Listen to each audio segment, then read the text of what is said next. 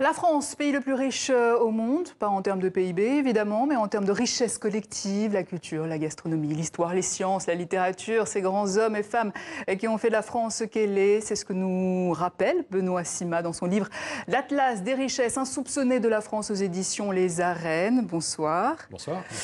C'est clairement du chauvinisme d'écrire un livre comme ça, non? Non, c'est un exercice de santé positive. Parce que vous savez que depuis quelques années, voire quelques décennies, voilà, on parle de déclinisme, on dit que notre pays est en crise, la France en déclin. Alors, pour certains domaines de notre vie quotidienne, c'est peut-être vrai, il y a des problèmes en France, mais est-ce qu'il n'est pas temps de regarder ce qui va bien ? Et on a voulu le faire avec des cartes. Alors, on n'a qu'à inviter ces Français-là à faire le tour de la France. Cette douce France avec ses magnifiques villages, vous en parlez dans ce livre, entre mer et montagne, sans parler de Paris, la plus belle ville du monde, avec son architecture, ses monuments, l'accès à la culture, les musées, le cinéma, la littérature, une richesse comme nulle part ailleurs. Écoutez, en fait, vous savez, s'il y a 90 millions de personnes du monde entier qui viennent en France, c'est pour toutes les raisons que vous venez d'évoquer. C'est les villages, c'est la gastronomie, c'est notre culture. Mais il n'y a pas que ça, il n'y a pas que ce pourquoi les gens viennent voir, il y a aussi notre influence sur la planète entière. Et c'est ce qu'on a voulu, encore une fois, mettre en carte, parce que c'est très intéressant, et c'est quelque chose dont on ne parle pas assez. But sorry, I just speak French. Désolée, je ne parle que français. C'est le titre d'un de vos chapitres, alors qu'on sait que c'est à Kinshasa, en RDC, qu'on parle le plus français aujourd'hui, et non à Paris. Ah oui. C'est pas un peu provocateur, ça? C'est pas provocateur, c'est une réalité. La francophonie et l'usage et la pratique de la langue française, c'est peut-être une de nos plus grandes richesses, et celle dont on parle le moins. Songez que... Mais le fait de dire je ne parle que français et pas les autres langues, les Congolais peuvent se dire nous aussi, alors on parle lingala seulement, Chiluba, Wolof au Sénégal, en fait, ou Bambara. C'est venu d'une réflexion qui provient d'études très sérieuses qui tentent à démontrer que le français sera la première ou la deuxième langue parlée dans 40 ans.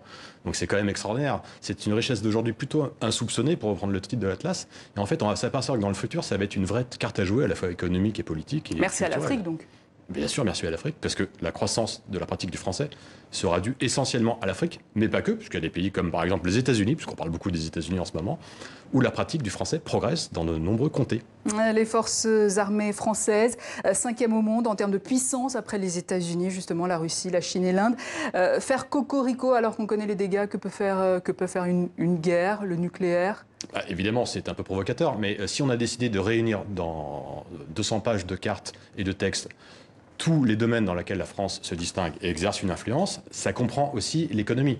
Bien sûr, la guerre, c'est pas bien, on est tous d'accord, mais la guerre, c'est aussi l'industrie de l'armement, et ça fait partie de l'économie.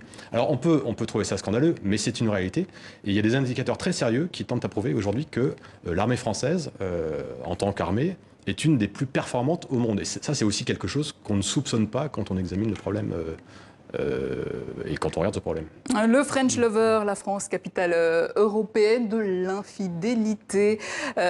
Une fierté, ce côté-là? Je savais que vous alliez me poser la question, évidemment. on la pose toujours. En fait, là aussi, c'est une forme d'influence et de réputation. Vous savez, l'expression French Lover, c'est pas par hasard. Et c'est vrai qu'on a aussi chez nous cette forme d'insouciance et d'amour de la vie, qu'on constate tous, qui fait partie de cette réputation. C'est ça l'excuse, en fait. Bien sûr. Qui fait partie de ce patrimoine culturel et quelque part immatériel qu'on nous reconnaît partout dans le monde, et aussi pour ce pourquoi on vient nous visiter chaque année. Je me suis en tout cas bien amusée en lisant votre livre. Comment booster votre optimisme en étant fier d'être français grâce à donc l'Atlas des richesses insoupçonnées de la France aux éditions Les Arènes. Les cartes sont signées Xé Martin Laborde. Merci Benoît Sima. Merci.